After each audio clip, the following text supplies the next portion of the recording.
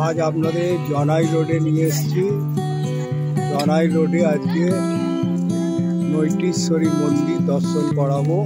চলুন এখান থেকে আমরা বেরোবো, বেরিয়ে অটো করে নৈটিশ্বরী মন্দিরে যাব।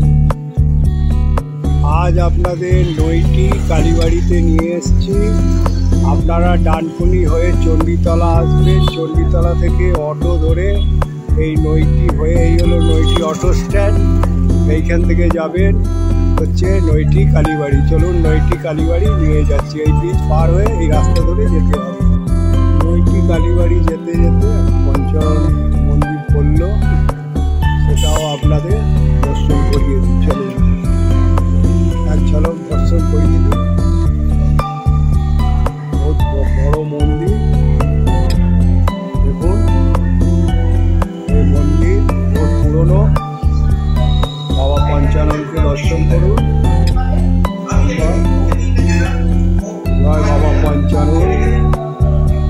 বাবা পঞ্চানন বিরাজ করছে এখানে, দর্শন করুন।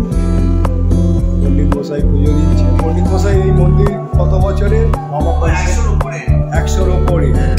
আর এই বাবা পঞ্চানন এটা নৈটিতে অবস্থিত। এই মন্দির সম্বন্ধে দু চার কথা বলতে পারবে?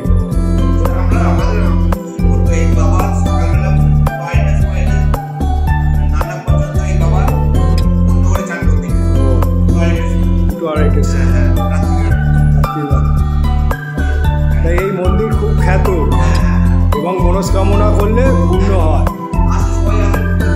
তাহলে নৈটি পঞ্চানন বাবা খুব খ্যাত এবং এখানে মনস্কামনা করলে পুজো মানে ইয়ে হয়। এবং দেখুন অনেকে ডাব দিয়ে পুজো দিয়ে গেছে।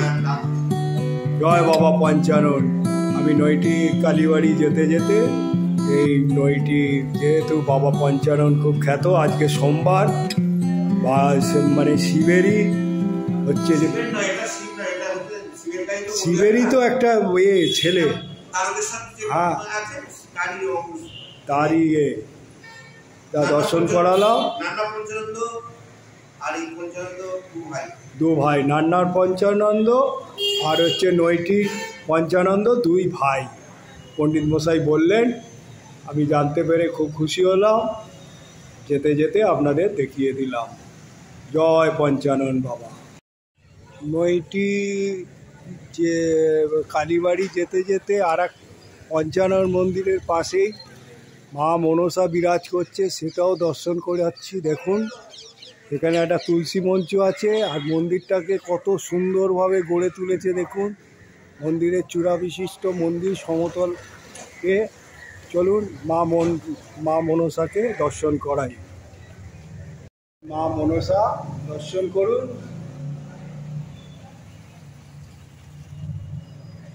জয় মা মনসা।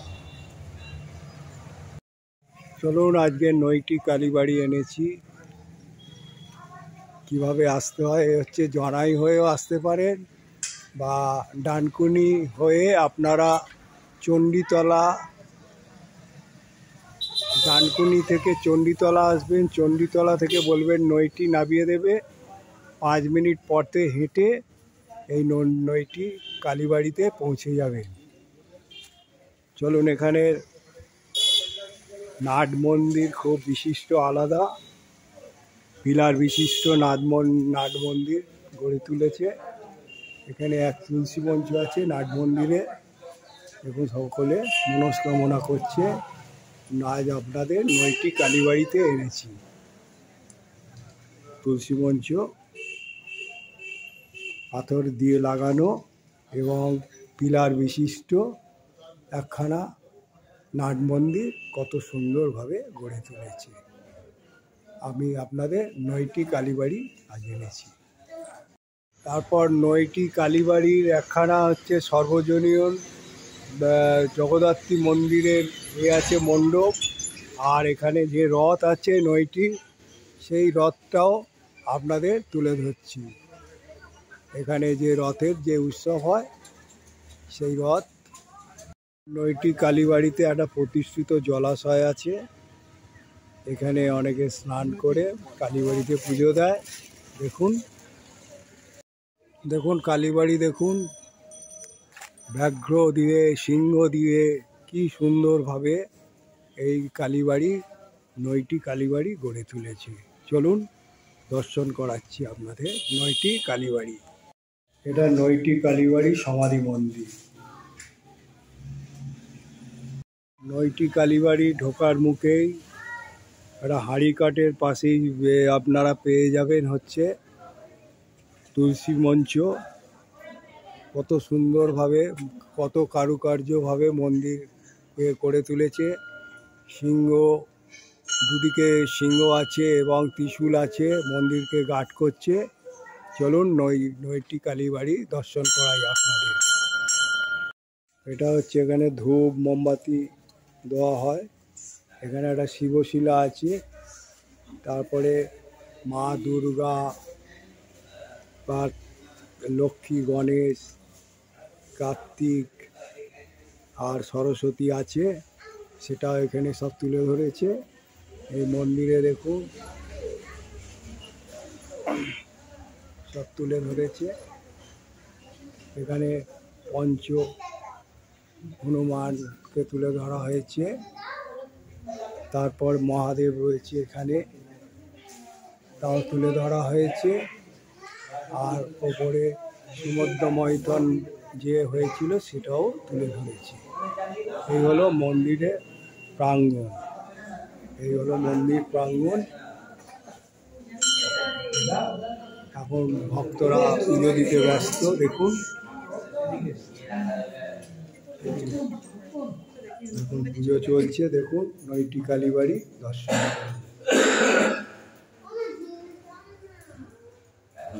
হলো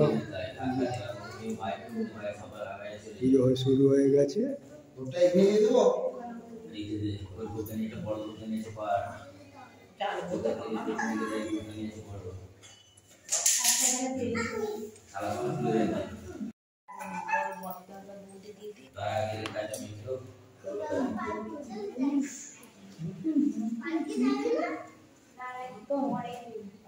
চলো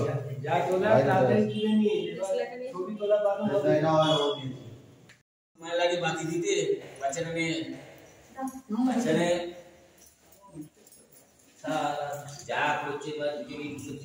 সমাগম দেখুন এই মন্দিরে সোমবার। খুব খ্যাত বইটি কালীবাড়ি।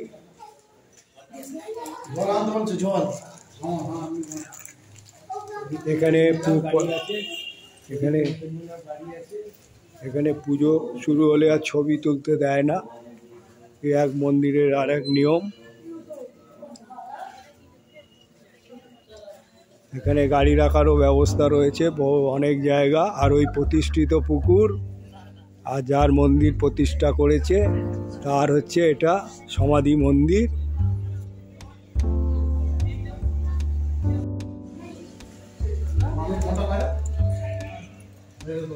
ভক্তরা দেখুন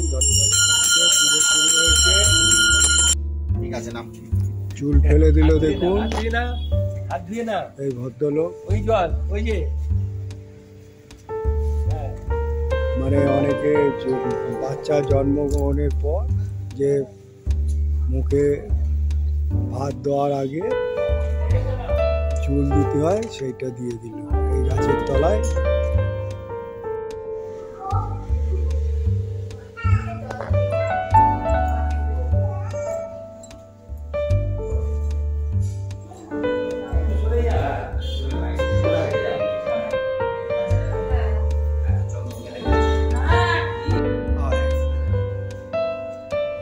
এবং এখানে যেখানে সাজ সরঞ্জাম আছে এগুলো এখানে রাখা হয় এই মন্দিরে। দেখুন সব কিছু রাখা হয়েছে। এখানে ভোগও রাখা হয়, মন্দিরের যত পুজো সামগ্রী এবং সব কিছু এখানে রাখা হয়। বাদ্যযন্ত্র মেশিনের। আর এই হচ্ছে ঢাক, ঢোল হয়ে ঢাক। দেখুন অনেক মন্দিরে ঢাক কিন্তু পাবেন না, এই নয়টি কালী মন্দিরে পাবেন। মন্দিরের পুরো এরিয়া দেখুন, এই পর্যন্ত পুরো এরিয়াটা দেখুন।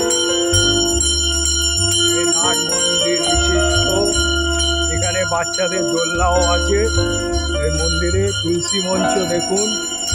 আর এই মন্দিরের তুলসী মঞ্চ, এই মন্দিরের বিশিষ্ট হলো যে এখানে পূজার সময় কোনো ছবি তোলা যায় না। এই দেখুন মন্দিরে কিরম সিংহ দুয়ার দিয়ে করেছে, ব্যাঘ্র দিয়ে সমাধিবেন্দ্র। এটা হরিসভা এবং এখানে বিশ্রামস্থল, এই বাচ্চাদের খেলনারি আছে। আর প্রতিষ্ঠিত পুকুর, এই জলাশয় এই মন্দিরের। আর এখানে একটা জগদ্ধাত্রী আছে, সেটাও দেখিয়েছি। আর এখানকার হ্রদ নয়টি বেরোয়।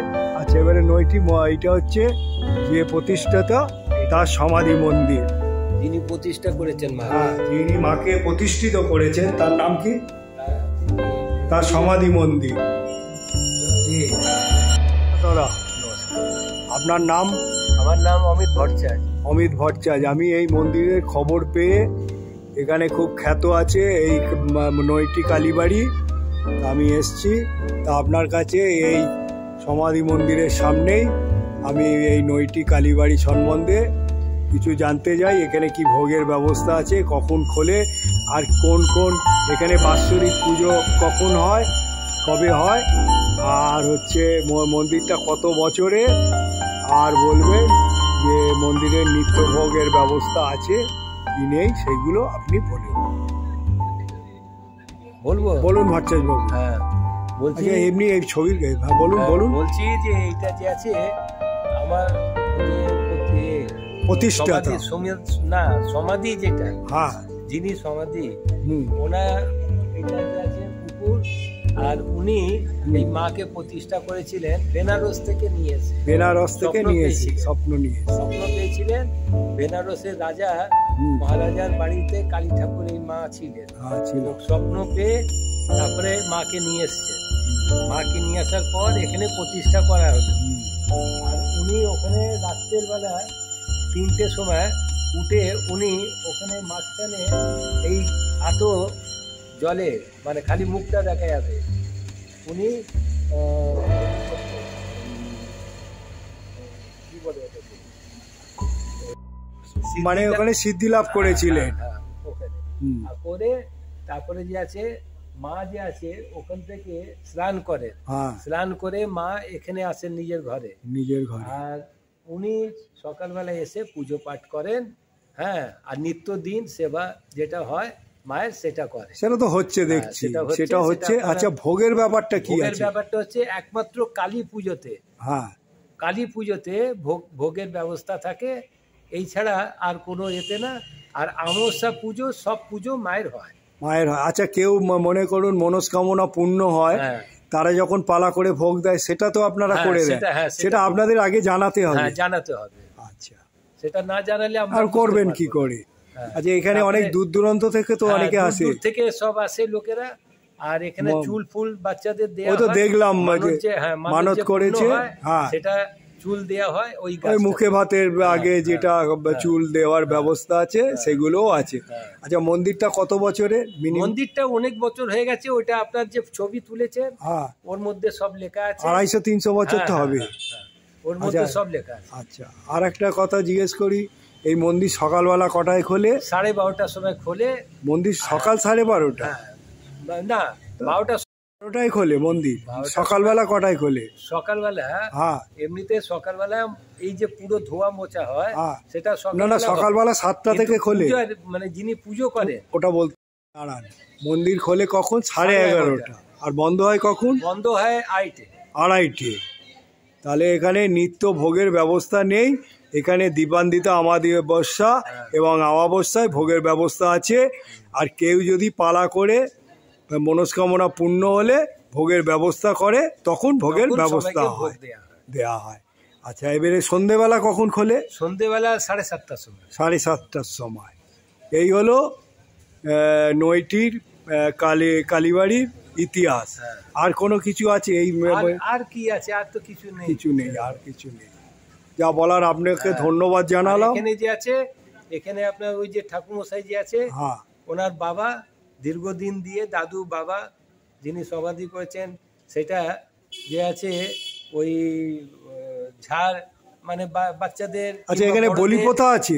এখানে বলি প্রথা বলি প্রথা এই যে বলি হয়, এখানে কি ছাগ বলি হয়? হ্যাঁ, এখানে ছাগ বলি হয়, এখনো হয়। কেউ মনস্কামনা করলে তারা যদি দেয়, হ্যাঁ তারা যদি দেয় তারা এখানে হয়। আপনি কোথা থেকে এসেছেন দাদা? আমি এসেছি শিবরামবাটি থেকে। তার মানে আপনার কি মনস্কামনা পূর্ণ হয়েছে বলে? আমরা এখানে দীর্ঘ বহু বছর। শিবরামবাটিটা কোথায়? এটা যেতে হবে আপনার সিঙ্গুর। সিঙ্গুর থেকে, দেখুন সিঙ্গুর থেকে এখানে পুজো দিতে এসছে। সিঙ্গুরে ডাকাতকালী আছে প্রসিদ্ধ। তার মানে আমাদের এটা সিঙ্গুর, আমাদের বাড়িটা আরো ভিতরের দিকে যেতে হবে। ঠিক আছে, সিঙ্গুর থেকেই এসছে, সিঙ্গুর থেকেই দাদা এসছে পুজো দিতে। এবং এখানে অনেক ভক্তরা আজকের এসছে, দেখুন পুজো দিতে বসে আছে, দেখুন কত ভক্তরা। আচ্ছা, এখানে আর একটা বিশিষ্ট দেখছি, পুজোর সময় ছবি তুলতে দেয় না কেন? না, মায়ের আদেশ। মায়ের আদেশ আছে, যখন পূজা চলাকালীন ছবি তোলা যাবে না, নিষেধ।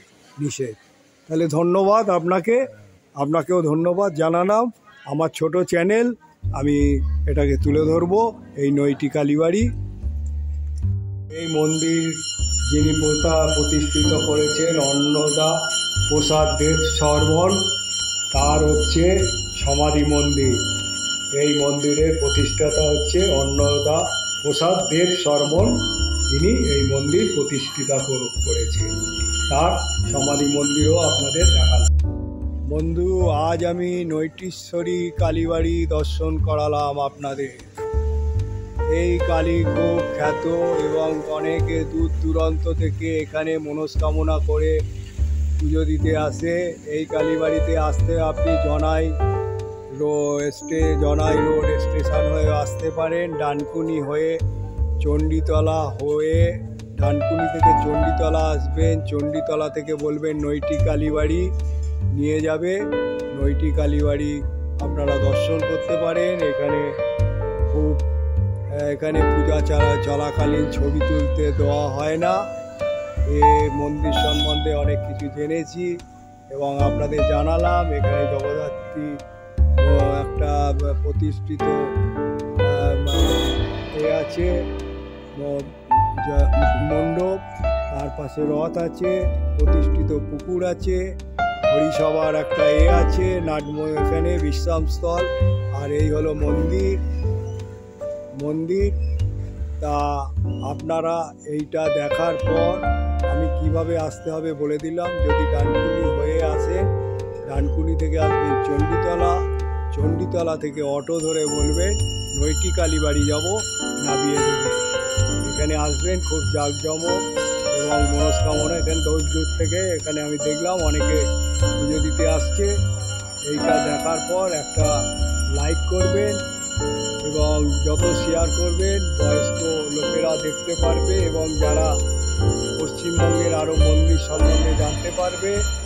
আর বলবো, এখনও যারা সাবস্ক্রাইব করেননি, যদি পেয়ে থাকে সাবস্ক্রাইব করলে আইকন বোতামটা টিপে দেবেন। আমি যখনই কোনো ব্লগ বানাবো আপনারা পেয়ে যাবেন।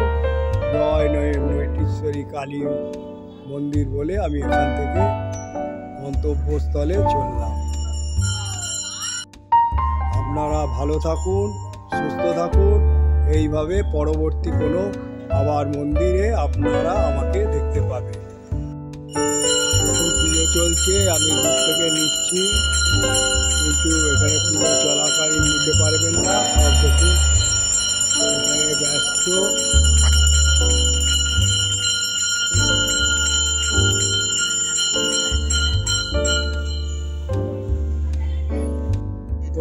আমাদের প্রচুর রাস্তা, আজকে থেকে নয়, দীর্ঘ 30 বছরের ওপর আমরা আসছি। আচ্ছা, আর একটা কথা দেখলাম, চুল ফেললেন, ওটা কাটছে আমার বাচ্চা। গ্রাম্য পরিবেশে যত মন্দির আছে এইভাবে তুলে ধরবো। আপনারা জনাই দিয়ে যদি আসেন, তাহলে এই রাস্তা ধরে আপনারা নৈটিশ্বরী কালী মন্দিরে পৌঁছে যাবেন। এই রাস্তা দিয়ে শর্টকাটে হেঁটে যাওয়া যায় নৈটি কালীবাড়ি। আজ কত কি সুন্দরভাবে সাজানো আছে দেখুন। এই দৃশ্যটাকে আপনাদের কাছে তুলে ধরলাম।